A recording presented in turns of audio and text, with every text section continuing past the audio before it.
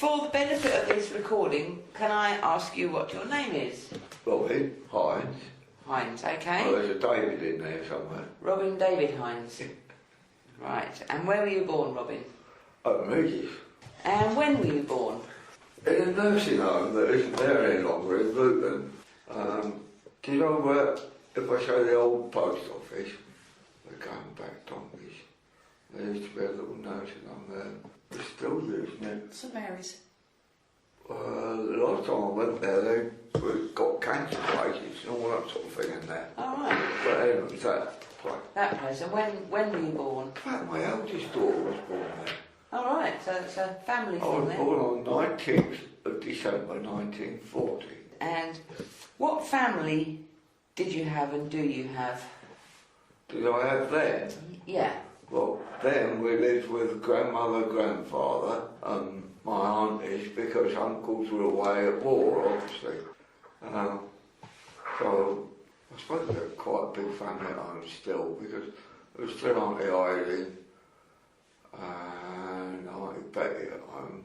Auntie Georgie, for some reason, had gone off. She was in war for some reason as well. And we had 5 airmen bedded in the place, in the front room. And that was in St Omia, Common Street. And it was, and if you look now, if you drive down Common Street, it was the last house in the road on the right-hand side. As you went down, the road ended there. There was no man to park. And in actual fact, the ground, or the garden that belonged to the house, there are 3 houses built on that now. Because 2 in what we call Muddy Lane, you now call Cemetery Road, there's 2 houses there, and alongside where that is, there's 1, 2 bungalows, 4. And that was called Muddy Road? But behind it, we always call that Muddy Lane, and it was always Malmsey was there, and I think you still call that bit Malmsey, I'm not sure. Well, that's Cemetery Road, as you know it now. You know, go down the back of Morrison's. And where did you go to school? On the green, Whitehead. Right, Yeah. so Thomas Whitehead was on the green then? It was called Lower School. No, Bottom School. And the other one was always called Top School. That's the county primary at that end of the village. It was only called Bottom School or Top School because it was the bottom end of the village or the top end of the village. So I took it the other week. Apparently it's a place in France, St Omia. Yeah. But I always thought it was a posh way of saying home, you know. They make beer, Cousin don't they? Janice seems to think that Grandad spent, well he did, he spent time in France in World War I, and it's probably a place that he knew there or something. I dealt with it myself, but there you go. Well, it's possible, and that's an interesting story, That's what isn't she it? thinks. Yeah. Next door, and it's still called the Ferns, was Auntie Daisy and Auntie Annie. And Auntie Annie was sort of the matriarch of the family. You know. She's very much a kingpin in the Baptist chapel, you know, and was involved with that a hell of a lot. I believe she worked at the printing place in Dunstable, Waterloo. Waterloo's, yeah. Yeah, she did, because we've got a picture somewhere of her getting a presentation of. Goodness knows over the years she worked there. So you went to school at the bottom school on the green. That's right. And that would have been towards the end of the war? Well, I'd go there, yeah, 45. So how many were at the school then? Was it a big school? No. Just a few? 1, 2, 3 classes. Yeah, I can't remember the name of the lady in the first class. But then we went up to Mrs. Benfield and she was sort of a bit frightening, you know, this is where proper school started, you know. And that was the one where every morning you had to recite one of the times tables. Put it down on the wall and you'd all go, praise your king, you know. I never did know the times tables. There's a photograph somewhere of you doing maypole dancing on the green. That's right. And is that with other children from the school? Yeah, that was... What was his name? He was a teacher that come there and he was almost like a fresh breath of air into the place. Yeah, he really got things motivated. That was one of the things he did, was organise the maypole dancing. And I mean, he took us to places like the Natural History Museum in London, you know. It was like travelling the end of the world. Did you have contact with people that lived in in the park in Houghton Hall? Lived in the park. Living in Houghton Hall. People that work there. Let's roll back a little bit. That's why Mum and Dad met one another, was because Mum came from Great Bridge in the West Midlands to work there. So your mum actually worked in the hall? Yeah, and that's how she met Dad. You know, otherwise they probably would, the paths would have never crossed. So was it a busy place in those days? Were there a lot of people working there? I think there must have been a few. I don't know the numbers, but yeah, there must have been quite a few when you take into consideration that you had people working in the stables, had people working in the garden, as well as, you know, the butler and all the rest of them in the house. Must have been a fair size, really, when you think about it. And what did your mum do in the house? Housework, I thought. Right, okay, so she was a housekeeper? Yeah, I guess that's what she was, yeah. So did you often go and play in the park?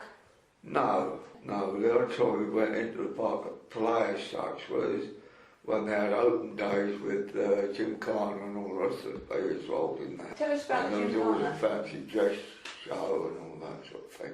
Yeah. What can you remember about the Jim Carners? Horses. No, I mean... And were they really big events? The bit I would remember best is the fact that we used to have to dress up. I can remember dressing up as a bricklayer. I was quite chuffed because they gave me a little board with a bit of cement on it and a trowel. And I had sort of welcome tables on, you know. And I can remember my sister going as Bo Peep. It was obviously a fancy dress thing, and they judged you, you know. Somebody got prizes, I didn't. So it was more than just a Jim Carner then, it was a big village event? Yes, it was, you know, and I mean, people must have come from nearby as well to have had enough horses there to make it a Jim Carner. I used to go in the stables when you say do work. I used to go and have a look around the stables because I'd always been around horses, I suppose. I think we'd moved to Woodlands by then, so I'm coming round to 1948. Sitting home here, we moved out there into Woodlands in 1948. That's when Woodlands was built. There was only our block of 4 houses and about a dozen across the road that were actually built when we moved in. They were building it, you know. They had to demolish one part of it because one place got stuck in the chimney. How did that happen? I suppose it was built up to the end of the second story, and the fun bit was you could climb up through the chimney. The farmer had to come and dismantle the chimney, get him out. And what else did we get up to there? Oh, there was a nice metal barrel, shall we call it, and we found it was quite fun if you took it to the top of this little mound and someone got in it and you shut the lid on it and they rolled down the... Where was that? At Woodlands, because they were building it, you know, and there were mounds of earth and all the rest there, and what this drum was originally for I don't know, but it had a lid that locked down, so one of them get in the lid and get in and, you know, board. Sounds like great innocent childhood He should have come fun. out down the other end, shouldn't he? So back to the park again. I remember last time we spoke to you, you told us about people poaching on the park. I'm really interested to hear more about that. Yeah, I mean, I wasn't very successful at poaching, but some of the other lads were. So was it just rabbits, or was it? But we was there nip in and set traps for the rabbits and, you know, snares for the rabbits, but that doesn't work like that. I found out years later that you need to send a ferry down the rabbit hole. How did you get into the park? Well, the wall that used to run along the front there and run up park through Rabbit Lane, as we called it. But if you went far enough up Rabbit Lane, it was just a normal fence sort of thing, and you could climb over. The wood was a lot thicker, and there's a lot more of it then, I don't know. But yeah, we used to find our way all around that bit and across to the other bit, and I don't know quite how to put this, but Mrs. Park, you know, Colonel Park's wife, didn't have all her marbles. Are we supposed to say that? If she saw you, she would say, "Hey, Shay, who are you?" And you would give her a name and toddle off, you know. and she'd just believe you, whatever name you gave her? Yeah. So was she out and about often, or was that just a That would be if she saw you in there, you know, Yeah. she would challenge you because she used to go for long walks around there, obviously, because she obviously marched up here then. Everything worked right upstairs, let's put it that way. What did the park actually look like then? Is it a lot different now to how it was then? Yes and no. you know, it isn't as far as you've now built the bowling club and the houses are on there and everything else where the garden used to be. And obviously they're not stables anymore, they're mews, aren't they? I mean, the stables was quite big, weren't they? Quite a good string of excellent horses in that once time. You know, they used to come back with winnings and all the rest of it. The gardens are more or less the same. You know, they've changed a bit. But no, it hasn't changed an awful lot. I mean, the cedar tree obviously is always going to be there. Isn't Yeah. it? You know, Was it just... But there was sheep used to, you know, graze the parkland and everything. But obviously you couldn't do that now, you know. Yeah, you didn't see many dogs, the story I liked of that was apparently one of the German planes got rid of one of its bombs in the park. There were a couple of dozen more rabbits that everybody apparently killed quite a few rabbits. So where did that happen then? Well, that must have happened during... So you didn't actually see that though, but that was just one of the stories? No, before, you know, I'd be too young. So any idea where that would have been in the park? Must have been out in the open grassland somewhere. I mean, obviously they bombed Luton, didn't they, with the Vauxhall Pass and whatnot. I mean, the only thing I can recall of the war really was, apart from having the RAF chaps there, which I think must have stayed a little bit after the war as well, they run a Met station come radar station, more or less where the schools are now. That's what they were there for. I digress now. But I used to like, this is why I think they were there after the war, because I can remember being at school and then still at the house, and one of them, the Irish lads, used to put me on his shoulders, get on his bike and take me up there. You know, and because some of the radar macro thing compared to today went round in circles, and then the half boom one went up and down, and it was good for a ride. Getting there, and you got all these dials of it in the room, and it went round and round, and so it was wonderful, you know. So someone used to take you from the Houghton Hall end and then up to Sandon Road on their bike? Yeah, from St Home. So were they living at the hall then? Were they living at the hall at that time? No, they were living in St Home. They were billeted in our house. And the five that were in your front room? Where they came from. So I think they must have been there after the war. As I say, all I really remember of the war was being woke up a couple of times and taken down to what we used to use as an air raid shelter, you know, which was a big pantry that ran under the stairs. Apparently that was the safest place in the house if it got bombed. Apparently the stairs always seemed to stay. That's what they say, isn't it? And there was a siren, obviously, you know, that told everybody it was about, and another siren that went off to say it was all clear. And we'd sit in there. Well, Grandad always used to wander off into the garden. I suppose what he was doing was having a look and seeing whatever. But I thought he'd work the siren because he'd be out there and the siren would go, you know. So I'd be trotting down the garden next day to look where the siren was. I mean, the siren, in actual fact, was in Dunstable. You used to hear it from there.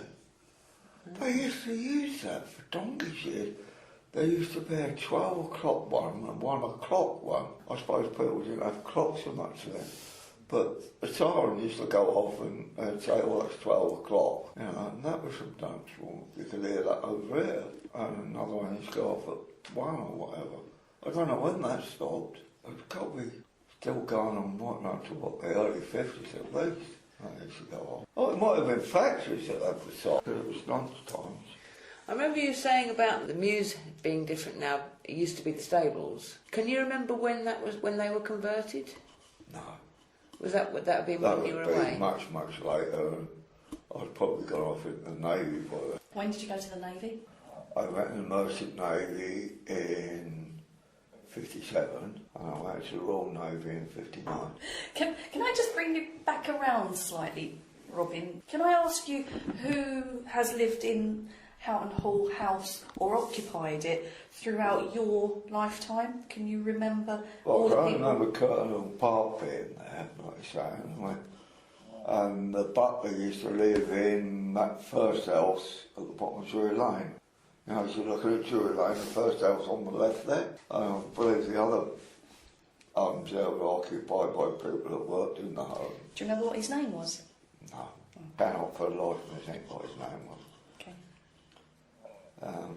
Bit of a pompous old chap. And I think I said to you last time, I used to deliver the Sunday papers down there.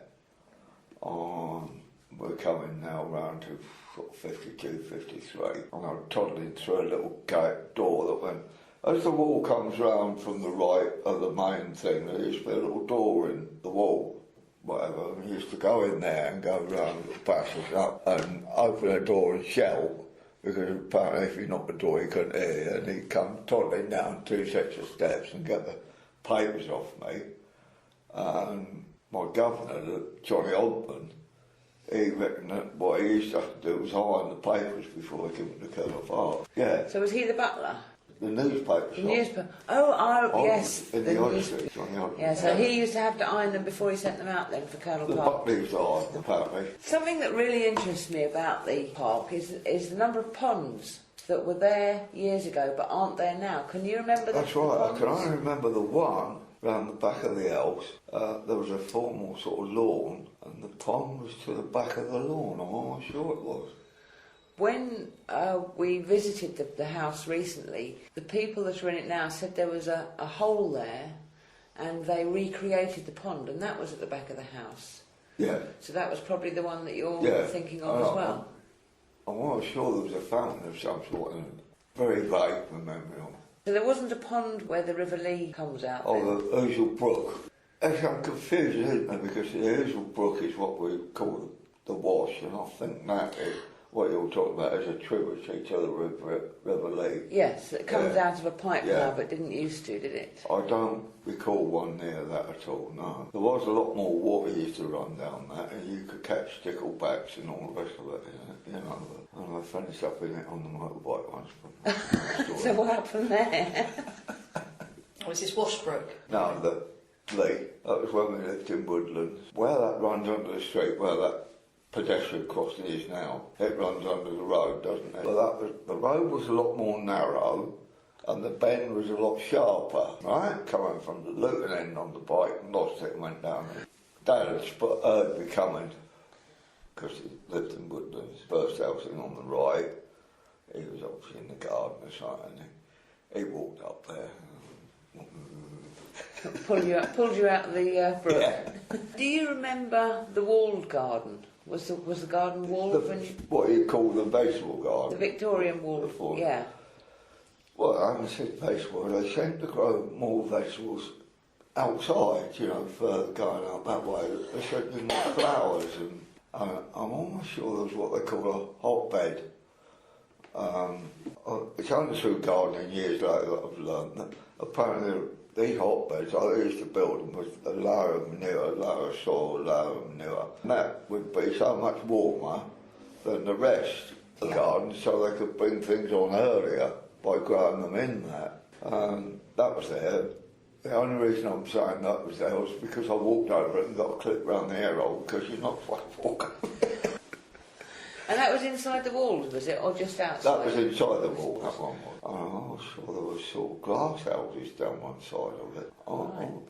Almost, you know, unless I see them somewhere else, but, you know, like a lean-to. I'm sure there was some of them along one of them walls there. Because the back end of those mews, if the wall was still there, that would be the wall of the garden, where it made. And I think the glass I'm talking about was at the back of it. Oh, sure it was. This is where I get muddled up, because we were talking about Ice House the other day, weren't we, at the meeting we went to. And they're saying it's down a hole. Well, I can remember walking into it. Where would that have been? It was out in the open park, right out in the open park, where he's saying now more or less that they got to lift a concrete lid or something. I think there must have been a steps that he went down. So you remember a building around it and then steps to go down into it? Oh, I'm sure there was, you know. Soil over it and grass growing on it. But that's the way I remember it. Perhaps your memory goes squonky. Yeah, because there does seem to be two one away from the house and one near the house. Yeah. So do you remember there being a well on? I can remember there being a well, but not just there. It was one out in the park, and I believe they had a pumping arrangement for sending water to the house at one time from it. Can you remember the location of that? Not the exact location, I can, no. But again, that was out in the open park.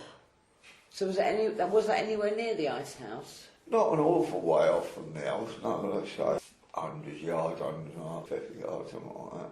And if you're looking out the back of the house like that, you would more or less go straight off to where it was.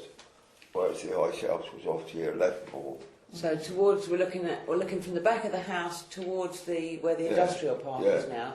So the well would be straight ahead, and the ice house would have been slightly to the left. To the left, if I remember. So the changes, you were away for part of the time, obviously, because you went away in the to sea. I missed awful big lumps, really, because of being away.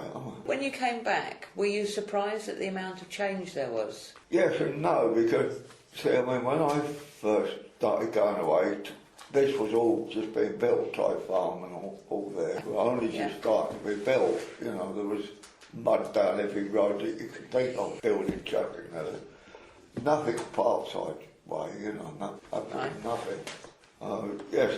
Yes and no, you know, because Merchant Navy, I was only away for 7 weeks at a time before coming home, and Royal, initially, I would be coming home 2-3 times a year, you know. So you saw changes as they were happening? Oh yeah, because you come home on leave, primarily you see the family first, and then you find a local pub. You tended not to sort of go a lot further, you know. Which one was your local pub? It tended to be the King's Arms on the way up, but then Dunstable. Later on, when there was about 7 of us all in the Navy, from Houghton Regis, Dunstable, and what we used to try and do was arrange a day, and we would all put uniform on and meet in the Nate's Head, across roads in Dunstable. And the idea was that you work your way from there down to the Bird and Hand, each pub. Because she was in uniform, you tended to get a 3 point in each one. There was quite a few pubs that aren't there now going, but I don't think we ever got as far as the 5 bells and the King's Arms. Not in one day, anyway. Where was the 5 bells? 5 bells was at that end of the village, top end of the village. So that's not there anymore. So no, and then there was the White Horse, which is at the bottom of Cumberland Street, and then you've got the King's Arms, and you've got the other two. But I mean, the Checkers was minute compared to what it is now. And it was still called the Checkers then? Yeah, it was called Checkers then. Now, Grandad always used to say there was a pub called the Blue Anchor, but other people said, no, it was called something else or not, that was near Top School. You know, and this is before my time, but they always used to say there was a pub up there as well. So. But my very favourite pub I used to go to with Grandad was the Red Lion. The reason it was a very favourite was there was a seesaw. And you just didn't get seesaws anywhere, you know. And the Grandad thought that you could sort of play on. This is how simple our life was in them days, you know. But again, the Red Lion, it was just one bar, and you went in, and when he went to get your point, he went down 2 steps to a barrel, and got out the barrel and brought it back up to you. And that was the Red Lion, nothing like what it is now. Well, is there anything else you can think of about about Houghton Hall Park and the Houghton Hall that you think would be interesting for us? I mean, the outstanding thing was the hunt and the hounds being kept on the green, because, you know, the hounds would be taken out for a walk once, twice a day around the village, and round the back fields and everything else. And quite often there were strays, you know, that would be running around the village, and we'd catch them. And I think it was just sort of teach these strays not to wander off.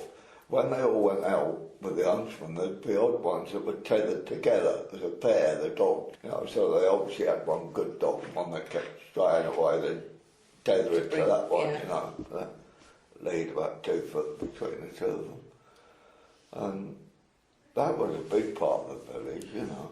I always remember. And I can actually remember fox, hounds and hare coming up where Woodlands Avenue is now and down across the bottom of the green into Rabbit Lane. Because where Woodlands is now, that was more or less open woodland. I think that must have belonged to the Hall as well, I'm not sure.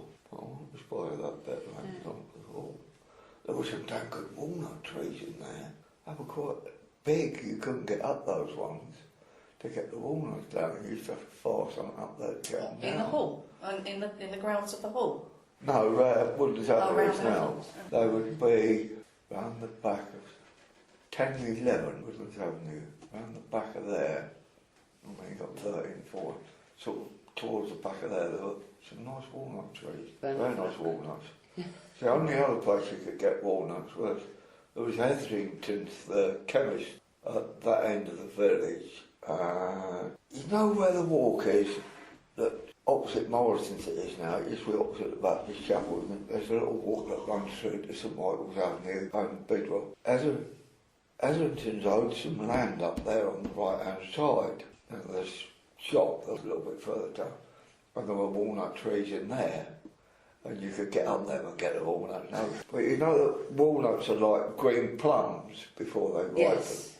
We used to pick them slightly before they were really ripe and open them up. But you've got like nicotine all over your hands, so you couldn't hide the fact that you'd been cheating and going in there to get them. So they used to stain. That used to stain your hands. Grandma used to want us to pick them like that because that's how when they pickle them, you know, like that black when they pickle, they green to start with. Go over there and get them. Go to the fence. Because Hetherington's would be. Is it a Mac place now? You know, next door to that's where Hetherington's. The Ordnance Survey. Just there, and right alongside it was a monkey puzzle tree.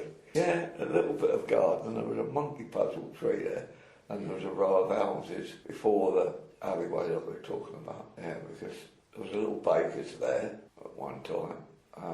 The plumber also had a place up there. There was a plumber there. I remember the plumber. As you know, when you flush your toilet, there's a ball and cock in there. Yeah. Well, our outside loo kept overflowing, and Mum kept giving Dad this, and he hadn't got to it, so she said, get up there and get it out. And they were copper in them days. They weren't plastic like they are now. And Mum's unscrewed it, and she said, there's water in it. She said, that's why, you know, because it isn't bloated up and down. So she had a brainwave. She put it on the cooker.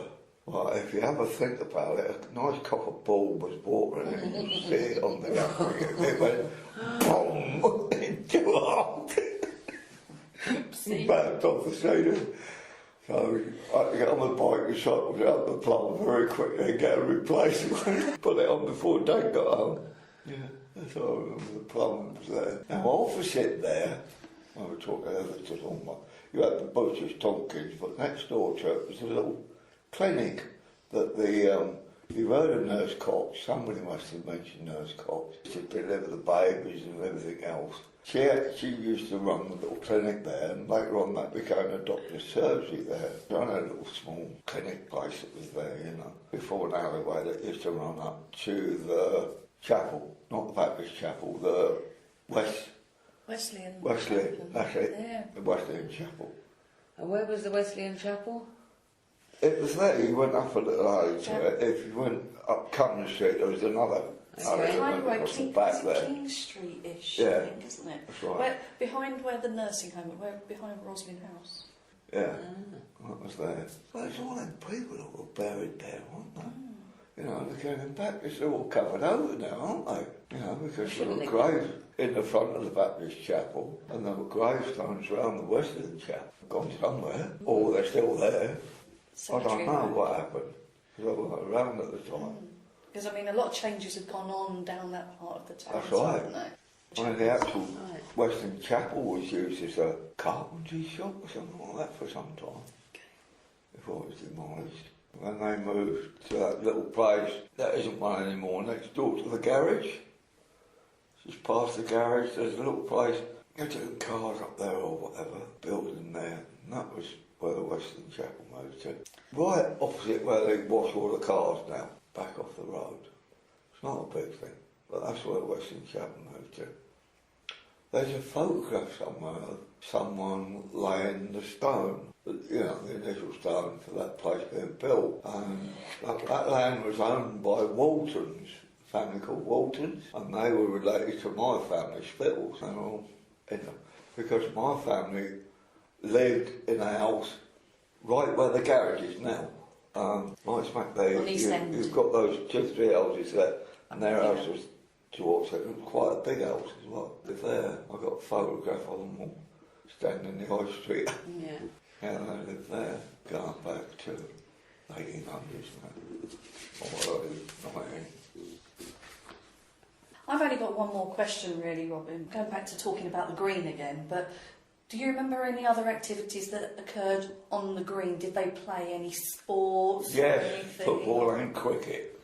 Well, did you play football or cricket on the green? Only from school, because the school we used to play on there for the school, and we also had the school sports day on there. I still got my certificates for winning the races. Did you? Yeah, Oh, and some of the other lads put theirs on Facebook, but mine are better than theirs because mine are signed by the headmaster chaplain, which everybody remembers, you know. lovely. I mean, mine are so much older than theirs, anyway, they're 47, something like that. Yeah, I've still got those, but we did that, and then of course there was cricket on the green and football. Now the two used to overlap, didn't they, the seasons? So when they first started playing football in the new season, they used to play in a field more or less opposite where the entrance is to the park now, where all the dog walkers go, you know what I mean? There was a field opposite there, and they used to play in that. And we used to have to shush all the cows up by the end and clear all the muck away before they could play. But they used to play on there until the cricket season actually ended. Then they'd come back onto the green and play, like, you know. They were a good team. Again, I've got a picture of them somewhere. His dad was trainer, come manager, whatever of them. And they used to change in the old memorial. The new one wasn't built then, but they used to use that as a changing room, come whatever. Over the days when half time, what we used to do was take a segment of orange round each player, plate of orange, you know, took the orange. And they used to go round with a collection box round all the spectators. I suppose that was to help run the club. Or perhaps it was for the funding for the new memorial hall. No, it was to run the club. That's what that was for. So they changed in the memorial hall. Was the cricket pavilion not on the green then? Yeah, there was, and that was right next to where the bunch of nuts are, just up from there, on the left there. What sort of year was that? What year did it disappear? I don't know. The years I'm talking about are because we've always remembered it right at the back, haven't we? But you're saying I remember it's that on one. right by the bunch of nuts. What sort of year would that have been? Well, it was still there in the early 50s. You know, in fact, it was probably there right up to the mid-50s. You have to ask them when that was built down the bottom there. For the benefit of some of the newer members of our community, what's the bunch of nuts? The bunch of nuts are those 4 houses that sit on the green. They're referred to as the bunch of nuts. So why was that because of the The walnut only tree, reason I think of that is because just past there were 3-4 beech trees. Yeah, so it could have been beech nuts and walnuts, couldn't it? The walnuts were in the They were much further up. but there were beech nut trees there. And, yeah. So that's possibly because of the beech nuts then, beech trees. That's the only reason I think we all refer to them. I'm sure they've got it up on them somewhere. I think you'll find the address is probably number 1 bunch of nuts, number 2, number 3, number 4. Yeah. The cricket pavilion was nothing more than an overgrown garden shed, really, you know what I mean? You went in and one team went that side, one team went that side. When they went for tea or whatever, they would go down to the checkers. The edge was so overgrown there, you know, because I remember helping Dad cut our edge back and lay our edge at the bottom of the garden at 46, you know. He laid the edge because it was so overgrown. Okay, well, thank you very much for your time. You'd probably drop your mind if we sat here long enough.